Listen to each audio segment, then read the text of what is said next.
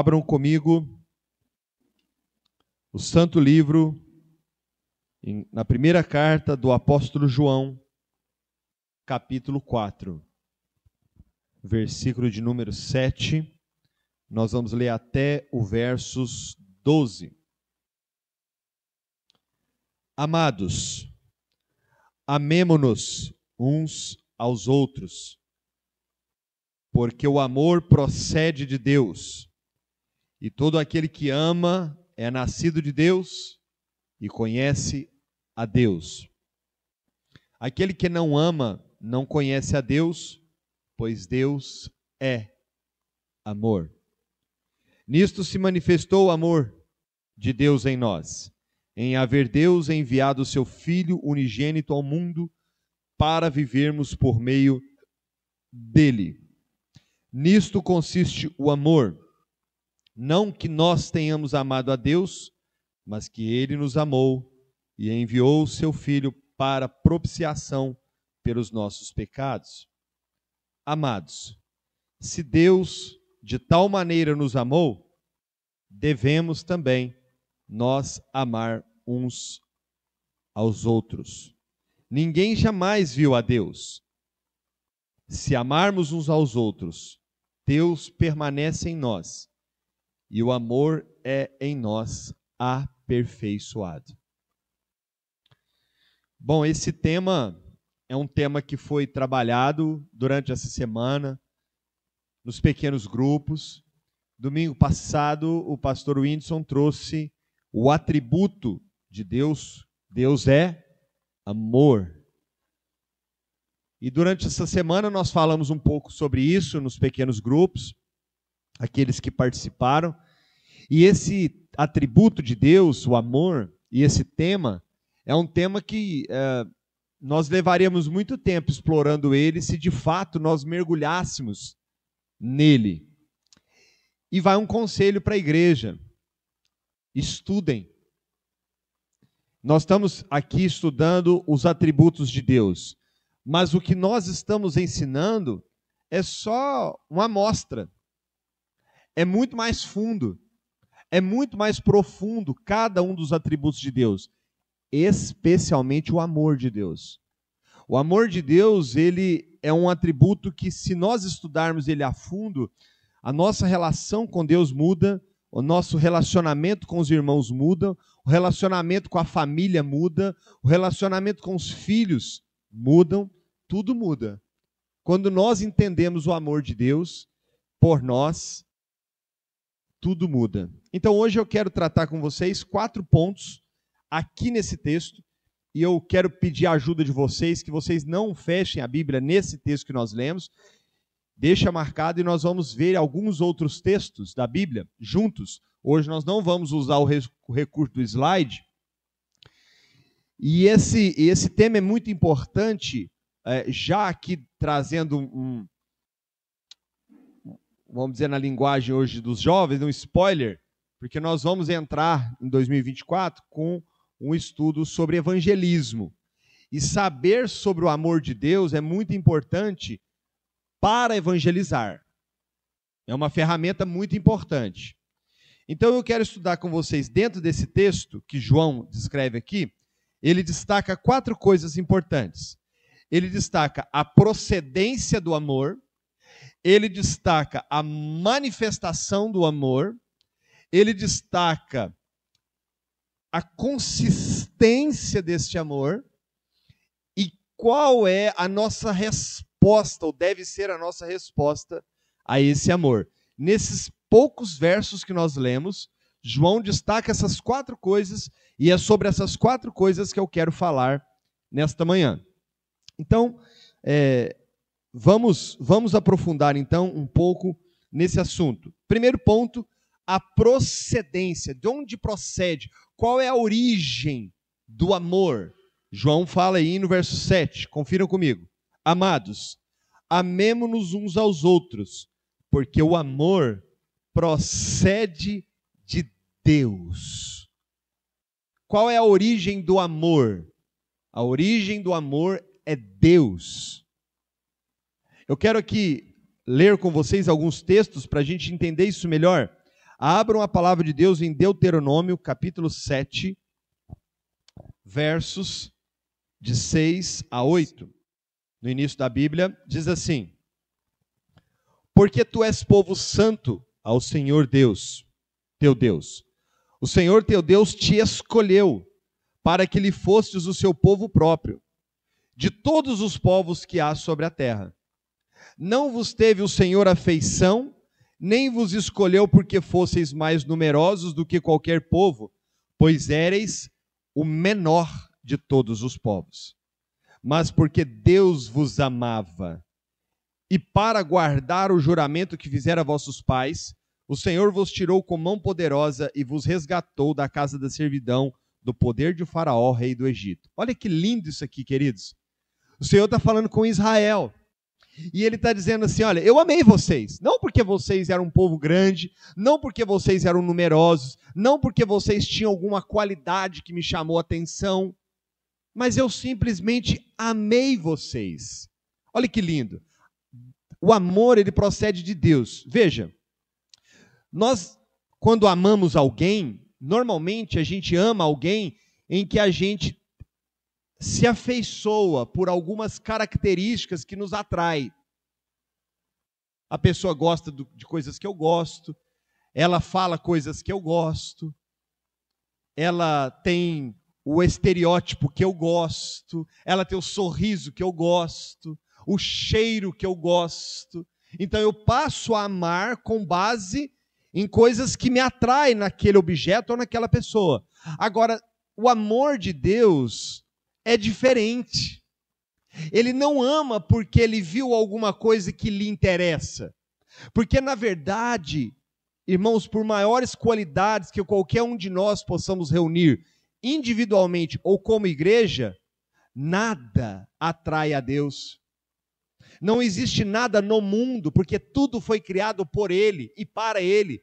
Não há nada que surpreenda Deus.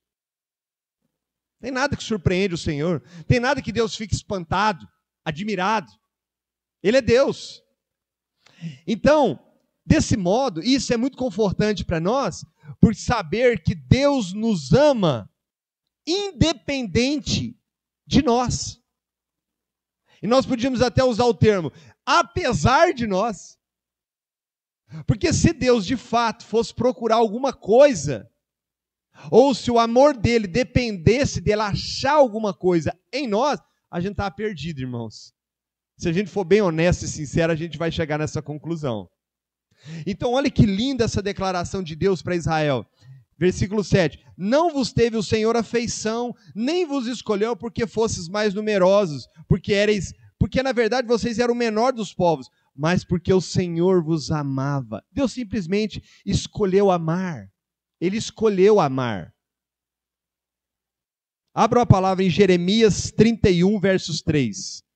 Irmãos, esses textos são lindíssimos. Vocês precisam grifar isso aí, passar a trazer papel, caneta nas escolas bíblicas dominicais. Jeremias 31, versículo 3. De longe se me deixou ver o Senhor dizendo, com amor eterno eu te amei, por isso com benignidade te atraí. Olha que lindo isso aqui, irmãos. Com amor eterno, quer dizer, o amor de Deus, ele não se pode medir no tempo e no espaço. Ele sempre existiu e sempre existirá. É um amor eterno, é um amor que existe antes de você nascer, antes de eu nascer, antes dessa igreja existir. Com amor eterno eu te amei. Olha que lindo esse texto. Por isso, com benignidade eu te atraí. Efésios capítulo 1, lá no Novo Testamento, versos 3. Bendito o Deus e Pai de nosso Senhor Jesus Cristo, que nos tem abençoado com toda a sorte de bênçãos espirituais nas regiões celestiais em Cristo.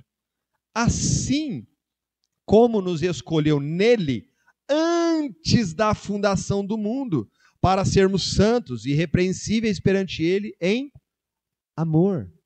Deus nos escolheu, irmãos, antes de tudo existir. Ele nos amou antes de tudo existir. antes do universo ser criado, antes que os mundos fossem criados, ele amou, ele escolheu, ele quis. A origem do amor de Deus é a eternidade, irmãos. Não precisem abrir, apesar de nós já estarmos aí, né, eu pedi para vocês marcarem, lá em 1 João capítulo 4, versos 19, fala assim: nós amamos porque ele nos amou primeiro. Olha que lindo isso aqui, irmãos. Isso é maravilhoso. Isso nos impacta muito, irmãos.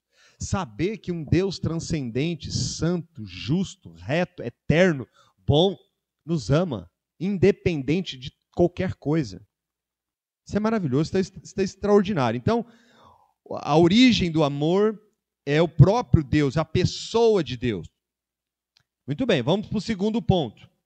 A manifestação do amor. Como que esse amor se manifesta? De que modo Deus manifestou esse amor?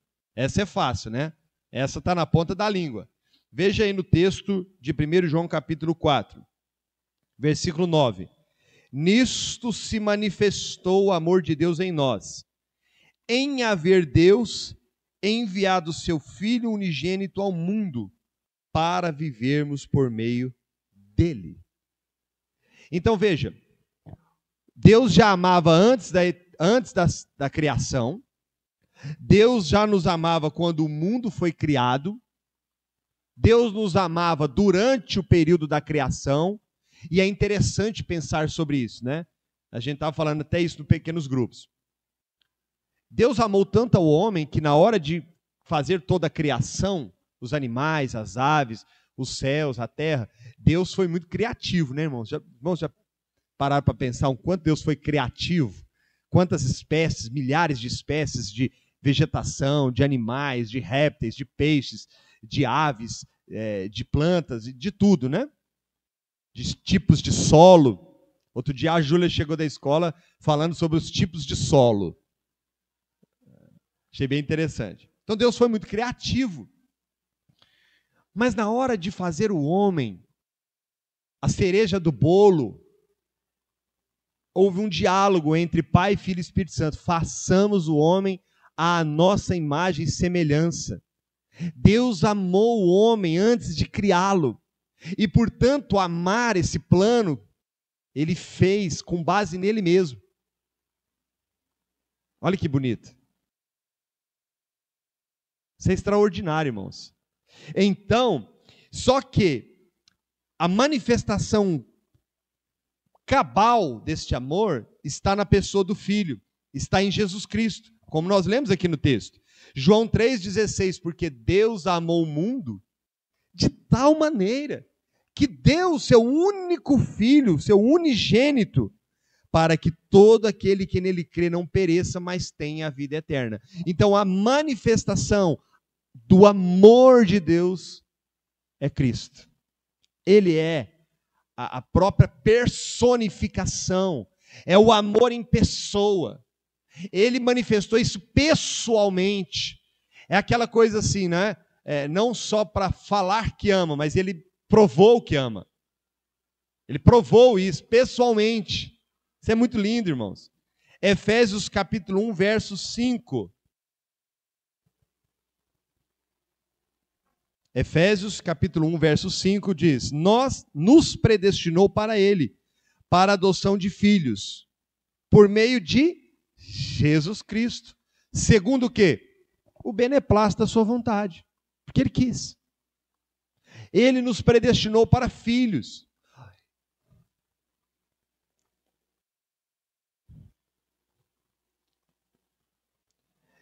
Falar do amor de Deus é muito gostoso, é muito bom, é muito edificante. Mas imaginem só, no Antigo Testamento, Deus era visto como Deus. Então, as pessoas que andavam com Deus, eles eram servos de Deus. Mas no Novo Testamento, nós vemos Jesus o chamar de Pai. E João, quando escreve essa carta, ele usa muito o termo filhinhos. Porque em Jesus Cristo nós fomos adotados. E agora não somos mais chamados de servos, mas de filhos. Se somos chamados de filhos, quer dizer que Deus tem por nós um amor paternal. E aí eu quero fazer uma pergunta para vocês. Filho deixa de ser filho? Os nossos filhos podem até nos decepcionar. Tomar caminhos que não queríamos. Fazer coisas que nós mandamos eles não fazer. Olha que amor. Olha que amor. Assim é o amor de Deus por nós. Assim é a manifestação do amor de Deus por nós. O amor dele foi tão imenso que ele deu o seu único filho. Ele deu. Ele deu. Quem aqui de nós teria coragem, por amor... Imagina que você tenha 12 filhos, tudo perdido. Aí você pega o primogênito e fala assim, ó, vai lá e morre pelos seus 12 irmãos para salvar ele. Deus fez isso. Ele manifestou o seu amor desta forma. Ele provou o seu amor. Olha em João capítulo 17, Evangelho de João 17, versos 23. Olha que lindo isso. Jesus disse, eu neles e tu em mim, a fim de que sejam aperfeiçoados na unidade, para que o mundo conheça que tu me enviaste e os amaste, como também amaste a mim. Percebe, irmãos, que todo o plano da redenção está encharcado pelo amor de Deus. Banhado até o último milímetro cúbico quadrado do amor de Deus. Olha o que Jesus diz, meus irmãos, não sei se vocês prestaram atenção, para que o mundo conheça que tu me enviaste e os amaste. Jesus está dizendo o seguinte, Senhor, o Senhor me enviou para que o mundo saiba que o Senhor os ama, como também amaste a mim. Eu quero ler uma frase de um teólogo que eu gostei muito. Ralph Erskine. Acho que é assim que pronuncia o nome dele. A frase é a seguinte, prestem atenção. Deus empregou uma maneira maravilhosa de manifestar o seu amor. Para demonstrar o seu poder, ele criou o mundo. Para mostrar a sua sabedoria, ele coloca num sistema organizado e numa forma que revela a sua imensidão. Para mostrar a grandeza e glória do seu nome, ele faz os céus e coloca nele anjos, arcanjos, principados e potestades. E para manifestar o seu amor, o que ele não fará? Deus empregou uma grande e maravilhosa maneira de manifestá-lo em Cristo. Sua pessoa, seu sangue, sua morte e sua ressurreição. É assim que Deus manifesta o amor dele, em Cristo. Nós estávamos conversando na última reunião dos pequenos grupos, e aí surgiu uma questão, e eu até comentei com os irmãos, que durante muito tempo eu vivi um conflito muito grande no meu coração. E o conflito é que, apesar de cristão, apesar de servo de Deus, muitas vezes falhava, pecava, caía em falhas. E sempre que isso acontecia, eu me perguntava, será que Deus ainda me ama? Aí eu corria para o joelho, orava e chorava e abria a Bíblia para Deus confirmar se Ele ainda me amava. Isso foi muitos anos assim, muitos anos.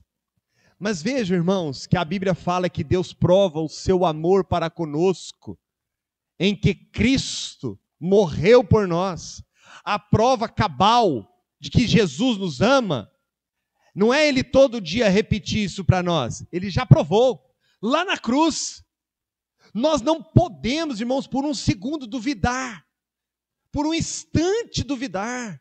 Por mais que sejamos falhos e pecadores, por mais que erremos, nós precisamos olhar para aquela cruz e imaginar e pensar e compreender e crer pela fé. Deus me ama, apesar de mim mesmo, apesar dos meus pecados, apesar das minhas quedas, apesar das minhas falhas, Deus me ama. Romanos 8, 38, 39. Porque eu estou bem certo de que nem a morte, nem a vida, nem os anjos, nem os principados, nem as coisas do presente, nem do porvir, nem os poderes, nem altura e nem profundidade, nem qualquer outra criatura poderá nos separar do amor de Deus que está em Cristo Jesus, nosso Senhor. O apóstolo Paulo, ele entendeu tanto o amor de Deus por ele, que ele teve essa fé de dizer: nada pode me separar, nada nem ninguém poderá me separar do amor de Deus. Irmãos, eu quero parar aqui antes de passar para o terceiro tópico e analisar com os irmãos na prática, tá bom? Na prática. Tá, Deus me ama. E esse amor procede dele, porque ele é amor. Tá, e Deus manifestou esse amor, ele já provou que me ama. Amém. Mas o que isso muda em nós? A grande questão é essa.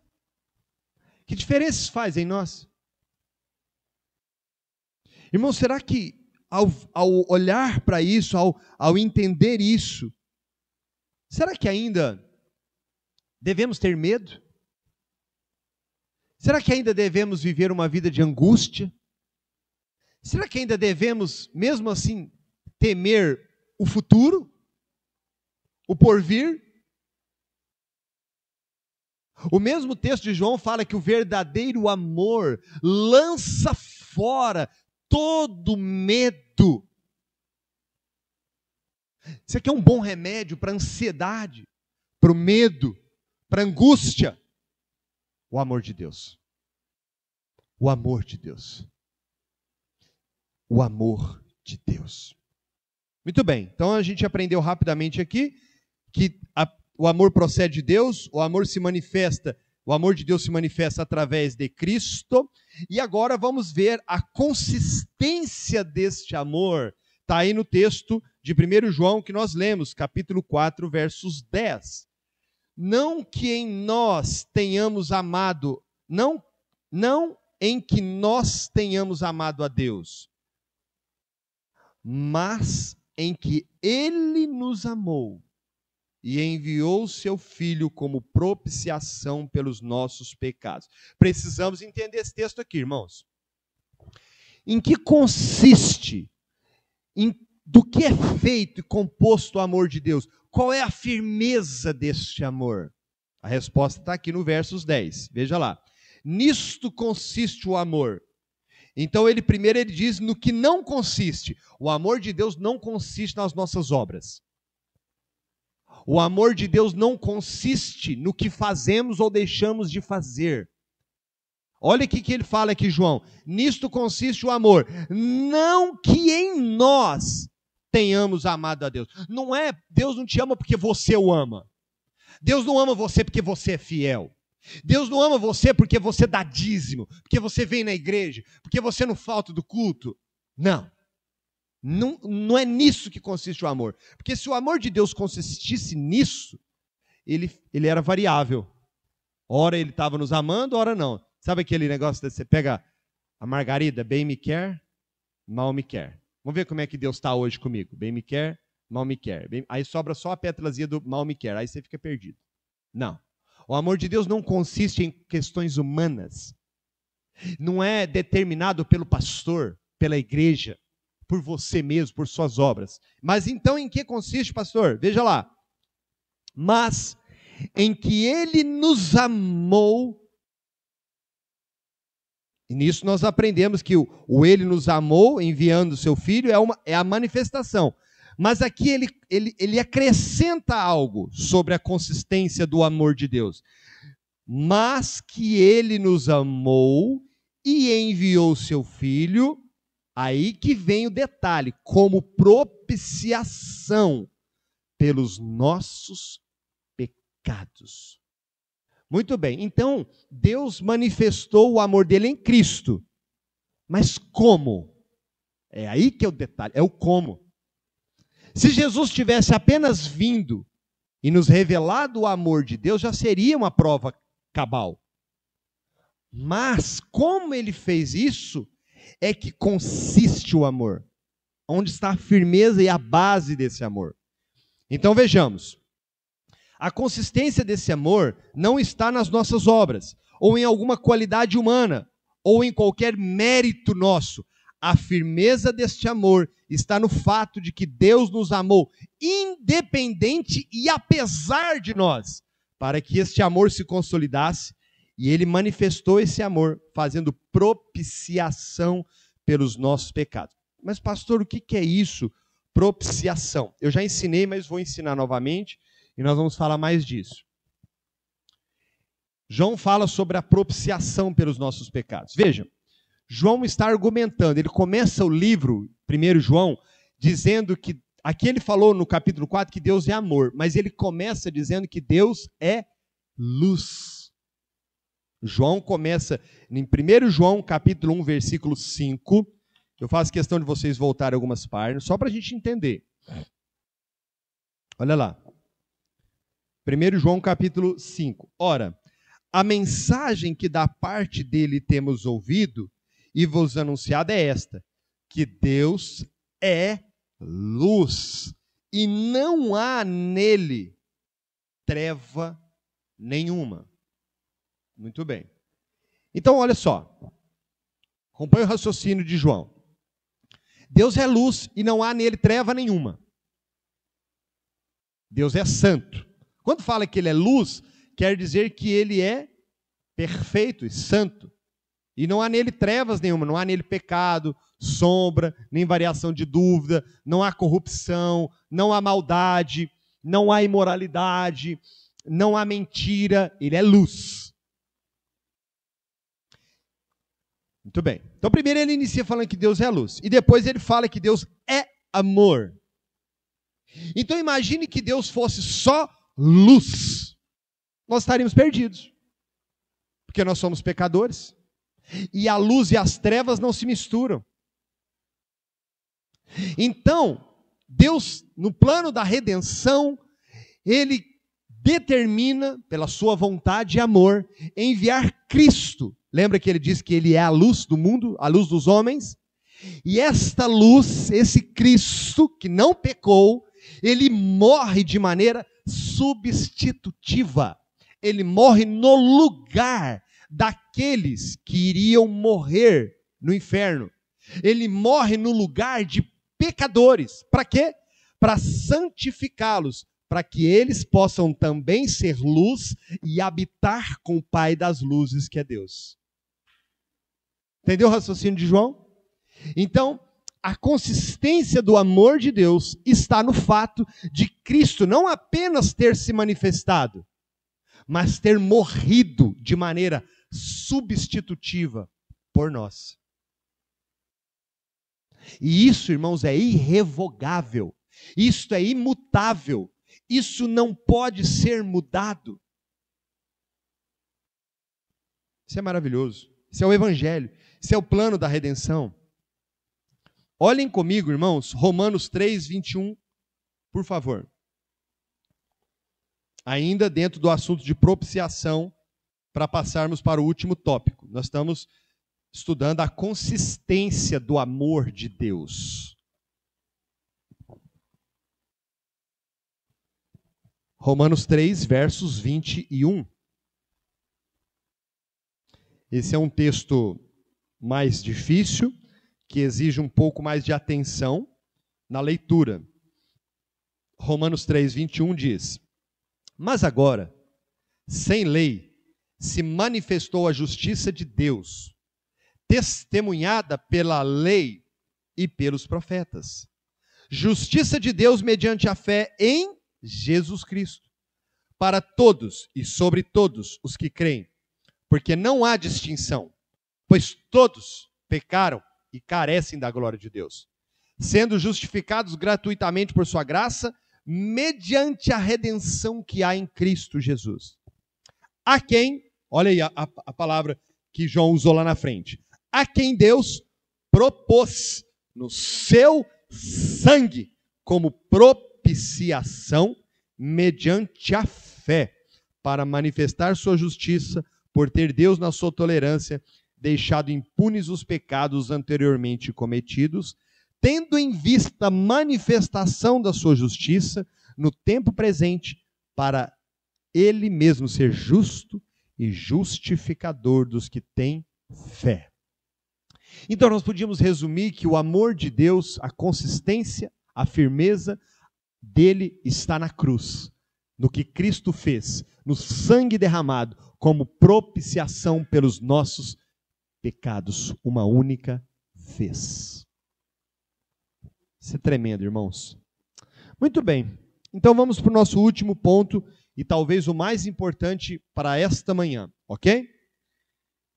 Diante disso que nós aprendemos e temos aprendido, o amor de Deus, a essência do amor, a manifestação do amor, a procedência do amor, a manifestação e consistência, qual deve ser a nossa resposta a esse amor? Na prática, como devemos responder a esse amor? Vamos lá. Observem comigo como nós começamos o texto. 1 João capítulo 4, versos 7. João começa essa parte assim: Amados, amemo-nos uns aos outros. Aí lá no versículo 11, ele diz assim: Amados, se Deus de tal maneira nos amou, devemos também amar uns aos outros.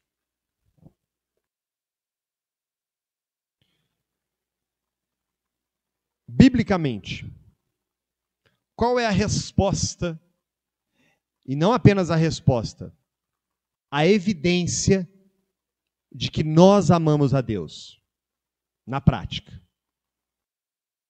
É dizer, levantar as mãos durante o louvor e dizer: Deus, eu te amo. Não. Porque Deus conhece o nosso coração. Ele conhece. Ele sabe o que você sente por Ele. Mas a grande prova e a grande evidência de que você o conhece e o ama é amando uns aos outros. Eu vou repetir o versículo 7. Amados, amemo-nos uns aos outros, porque o amor procede de Deus. E todo aquele que ama é nascido de Deus e conhece Deus. Se você, irmão, não ama o seu irmão, você não conhece Deus. Não. Não conhece. Essa é uma verdade bíblica incontestável. Você pode até dizer que ama a Deus. Você pode até estar disposto a morrer por Deus. Mas se você despreza o seu irmão, se você não o ama, se você não o considera para Deus, você é um hipócrita. É duro esse discurso, mas é uma verdade bíblica. E eu quero aqui, irmãos, trazer para a nossa realidade. Nós estamos um pouquinho distante disso, irmãos. Nós estamos aqui estudando a palavra, nós estamos aprendendo coisas em 3 anos de aniversário que a igreja fez, nós aprendemos coisas que nós não aprendemos em 10, 15, 20 anos. Isso é um fato, isso não é eu não estou aqui jogando palavras ao vento, isso é um fato. Agora, nós não podemos viver só no teológico, só no conhecimento. Nós precisamos converter esse conhecimento em ações. Isso tem que haver mudança em nós, no nosso comportamento, em tudo que fazemos. Eu me lembro que quando nós começamos, uma das frases que nós mais ouvimos era: agora eu sou livre. Sou livre. É? Você é livre? Então eu vou te explicar do que você é livre. Você se tornou livre das amarras do pecado. Você se tornou livre das amarras da tradição e da religião. Você se tornou livre para orar. Você se tornou livre para louvar. Você se tornou livre para ser mais santo, para ler mais Bíblia e para amar mais as pessoas. Só para isso. Qualquer outra liberdade que passou pela sua cabeça,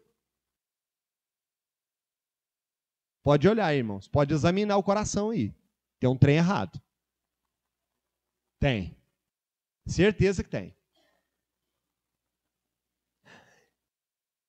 Eu vou dizer uma coisa para os irmãos, que no primeiro momento vocês vão ficar meio escandalizados, mas eu vou explicar. Nós estamos mais presos do que nunca.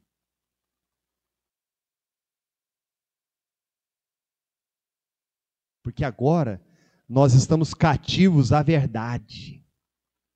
E essa verdade, ela nos confronta todo dia. Antes eu me maquiava, eu me escondia nas minhas obras. Agora não tem jeito mais não. Eu descobri que Deus conhece aqui dentro. E ainda que ninguém veja, o Senhor vê. E ainda que ninguém saiba, o Senhor sabe. Nós estamos apertadíssimos, irmãos. Nós estamos muito apertados. Saber que Deus nos ama, presta atenção, olha aqui para mim. Saber que Deus nos ama, nos aperta demais. Porque se eu sei que Ele me ama, eu entendi a procedência do amor, eu entendi como que Ele manifestou esse amor, eu entendi a consistência desse amor, quer dizer que as lutas deste mundo não podem me desestruturar, não podem me jogar numa cama. Eu tenho o amor de Deus, eu preciso confiar nele.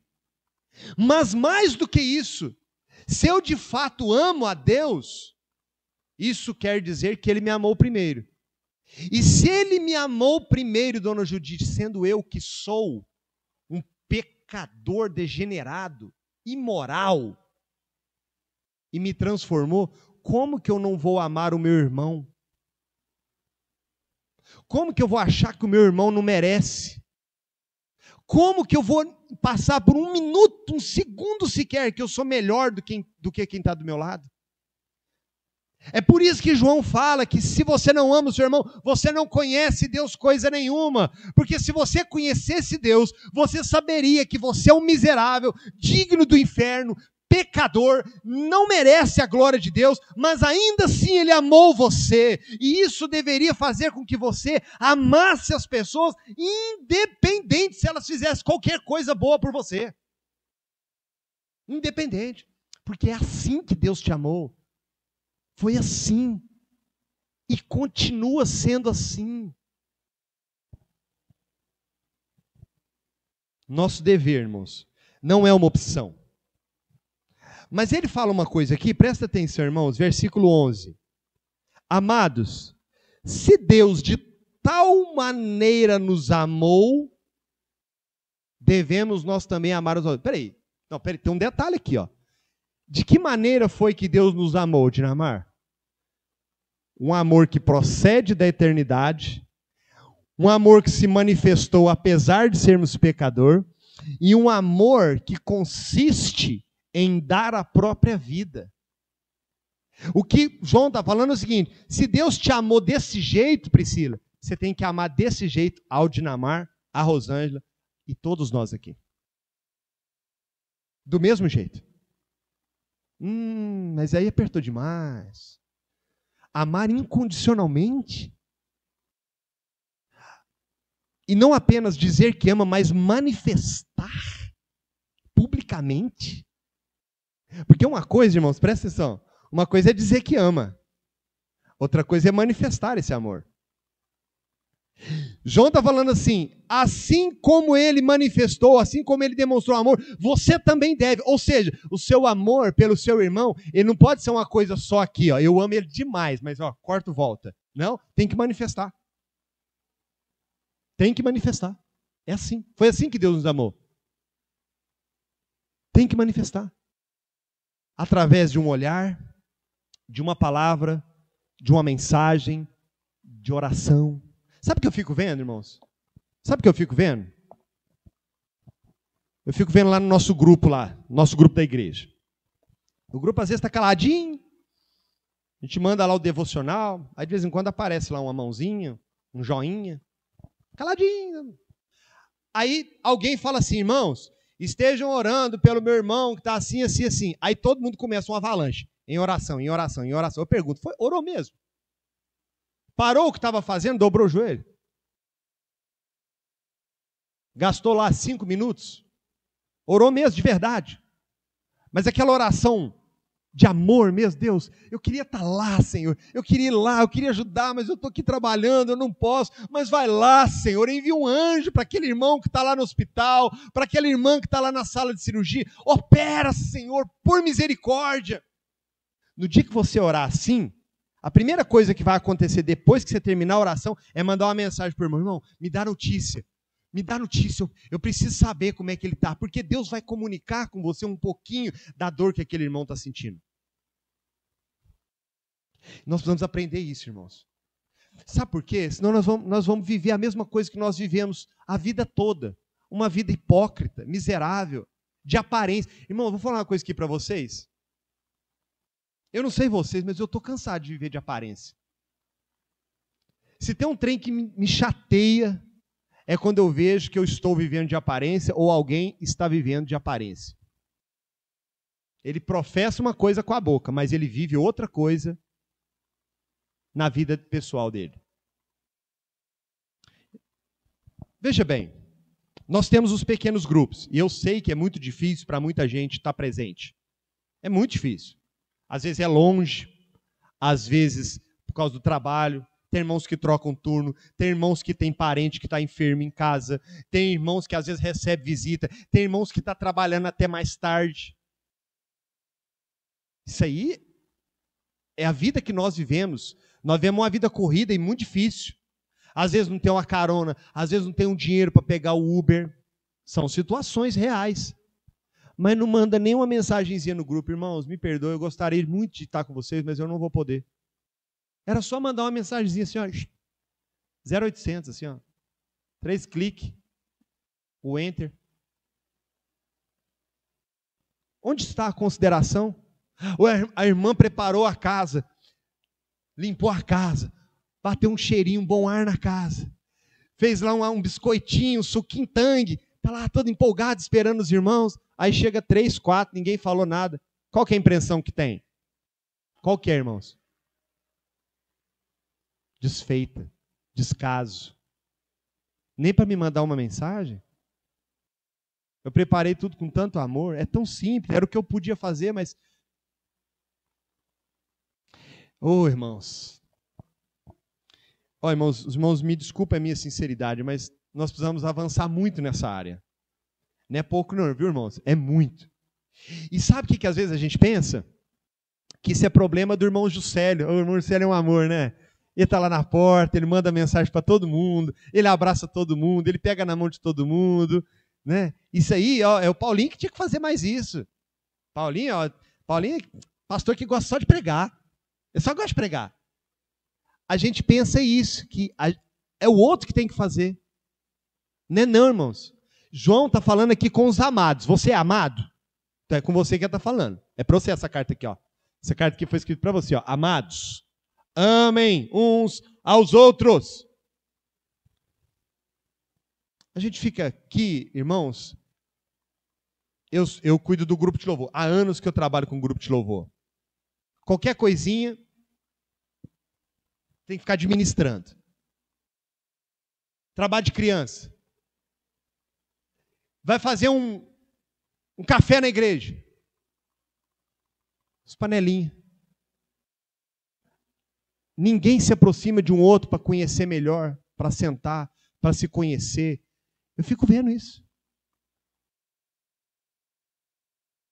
Aí faz um negócio lá, mas só tem pão de queijo com pernil, mas podia ter com frango. E eu só gosto com frango. Eu compro com pernil, tiro o pernil. Mas não, nós gostamos de reclamar, nós gostamos de falar, nós gostamos de criticar o tempo todo. E quando é que nós vamos aprender a dobrar os joelhos e orar por aquele irmão, por aquela irmã? Ah, mas aquela irmã é tão ranzinza, né? Ela é chata, né? Não sei o quê. Quando é que você orou por ela, irmão? Quando é que você jejuou por ela?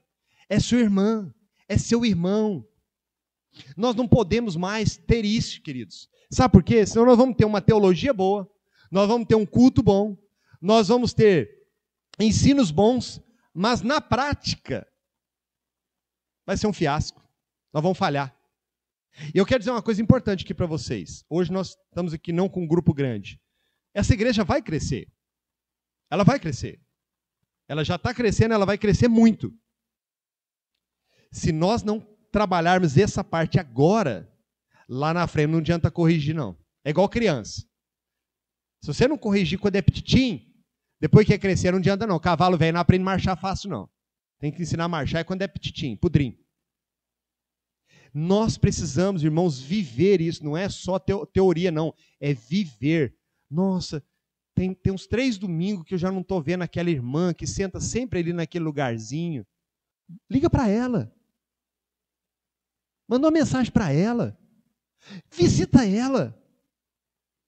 Procura. Ah, mas eu não tenho contato. Procura. Procura saber. Liga para o irmão José, ele tem o contato de todo mundo. Irmão, estou sentindo falta daquela irmã.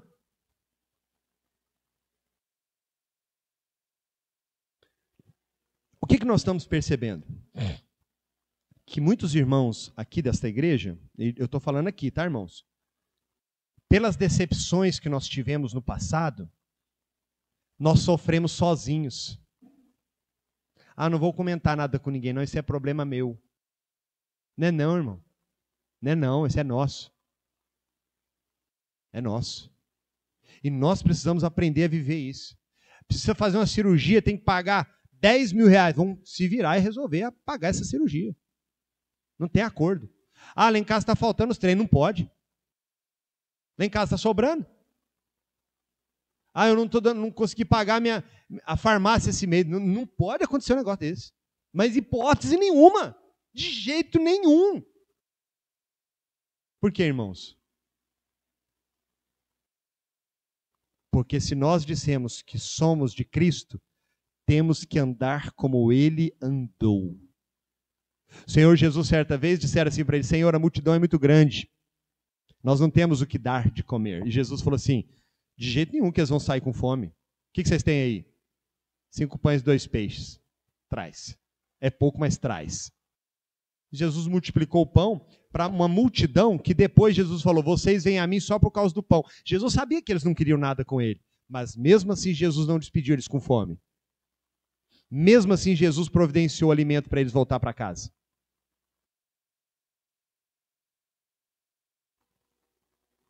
Olha só que interessante. Abra a palavra de Deus. Eu estou terminando, viu, irmãos? Lucas 10, versos 25. E eis que certo homem, intérprete da lei, se levantou com o intuito de pôr Jesus à prova e disse: Mestre, que farei para herdar a vida eterna? Então Jesus lhe perguntou: o que está escrito na lei? Como interpretais? A isso ele respondeu: amarás o Senhor teu Deus de todo o teu coração e de toda a tua alma, de todas as tuas forças e de todo o entendimento, e amarás o teu próximo como a ti mesmo. Olha que lindo isso aqui. O escriba, intérprete da lei, pergunta para Jesus o que fazer para ser salvo. Jesus fala para ele, já que ele era intérprete da lei, conhecia bem a lei, o que a lei de Deus diz? E ele resumiu bem a lei. A lei é enorme, mas ele resumiu a lei em 2 pontos: amar a Deus e amar o próximo. E Jesus falou: é isso mesmo, beleza. Aí o Senhor Jesus conta uma parábola, olha só, versículo 28. Então Jesus lhe disse: respondeste corretamente, faze isso e viverás. Olha, Jesus elogia, a interpretação dele foi boa quanto à lei. Versículo 29. Ele, porém, querendo justificar-se, perguntou: quem é o meu próximo?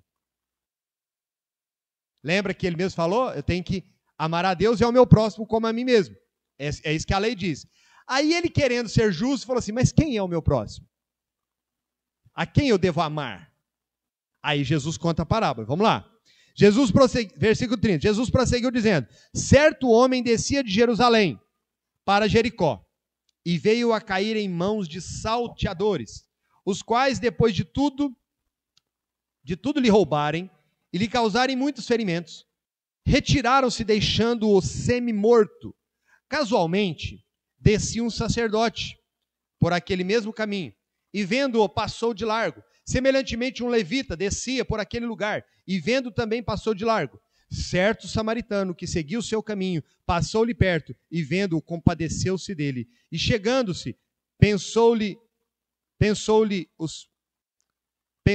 os ferimentos, aplicando-lhe óleo e vinho, e colocando-o sobre o próprio animal, levou-o para uma hospedagem e tratou dele. No dia seguinte, tirou 2 denários e os entregou ao hospedeiro, dizendo: cuida deste homem, e se de alguma coisa gastares a mais, eu te indenizarei quando voltar. Qual desses 3 vos parece ter sido o próximo desse homem que caiu nas mãos dos salteadores? Respondeu-lhe o intérprete da lei: o que usou de misericórdia para com ele. Então disse ele: vai, procede tu de igual modo. Irmãos, nós podemos extrair o que quisermos desse texto, mas o que Jesus está querendo dizer é o seguinte: para ilustrar quem é o próximo, Jesus contou essa parábola. E nessa parábola tem algumas figuras muito importantes.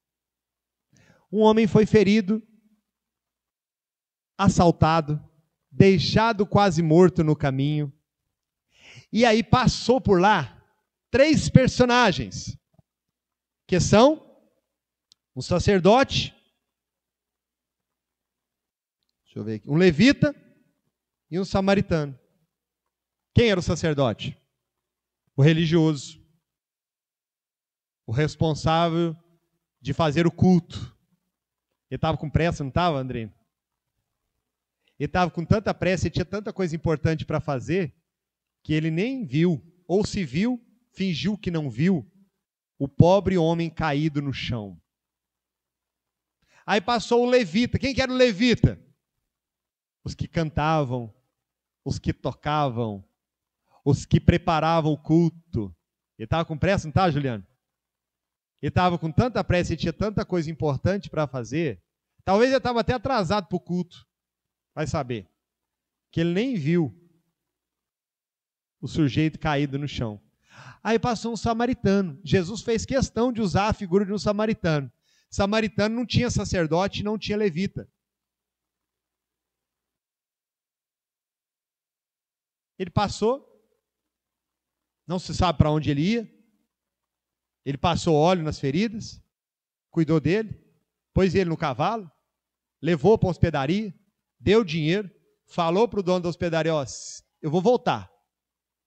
Se faltar algum dinheiro, eu pago quando eu voltar.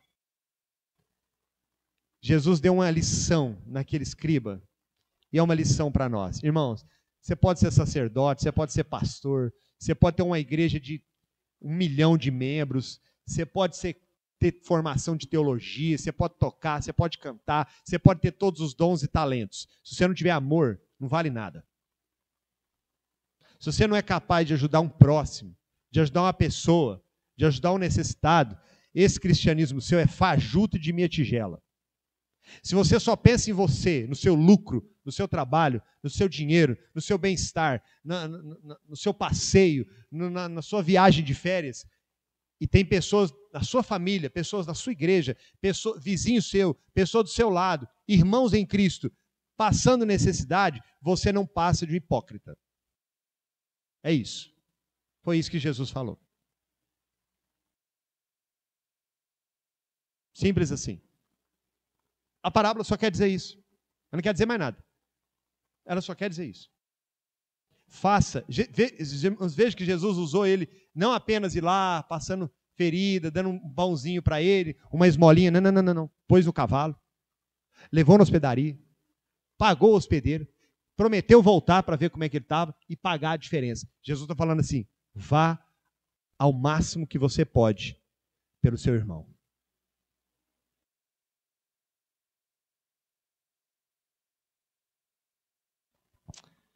Volta lá em 1 João capítulo 4, verso 20, que eu quero encerrar. 1 João, capítulo 4, o texto que nós lemos agora no verso 20.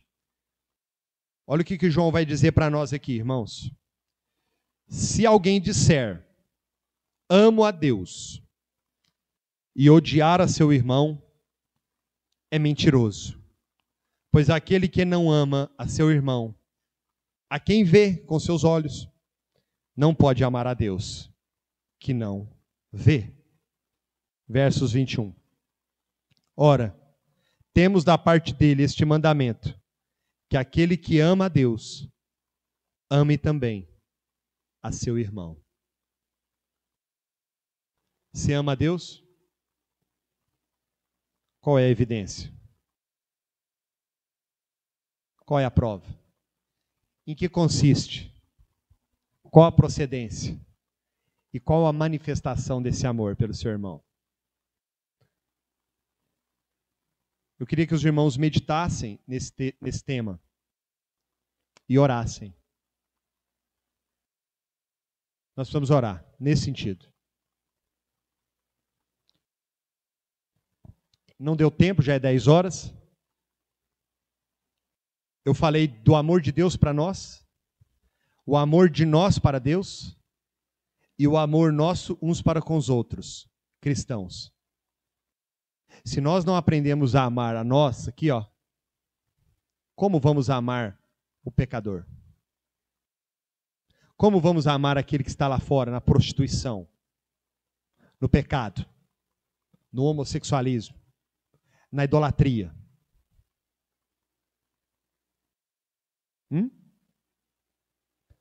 Nós precisamos amá-los. E qual é a melhor manifestação do nosso amor por eles? Pregando a verdade. Falando de Cristo. Falando do Evangelho.